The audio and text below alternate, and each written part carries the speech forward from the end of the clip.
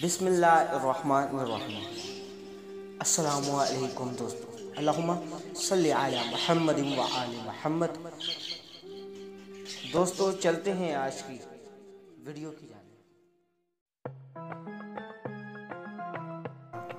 माह रमज़ान में 14वें दिन का सवाब हज़रत मोहम्मद मुस्तफ़ा सल्लल्लाहु अलैहि वसल्लम ने फरमाया है कि 14वें दिन जैसे तुमने हज़रत आदम अलैहिस्सलाम, हज़रत नूह अलैहिस्सलाम, हज़रत इब्राहीम अलैहिस्सलाम, हज़रत मूसा अलैहिस्सलाम, हज़रत दाऊद अलैहिस्सलाम और हज़रत सुलेमान अलैहिस्सलाम से मुलाकात की हो। और इस तरह है कि खुदावंद आलम के लिए हर नबी के साथ 200 साल इबादत की।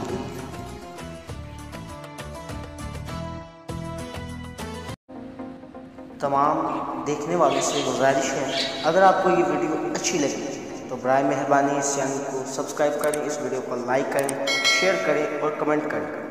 नई आने वाली वीडियो तक इंतज़ार कीजिए।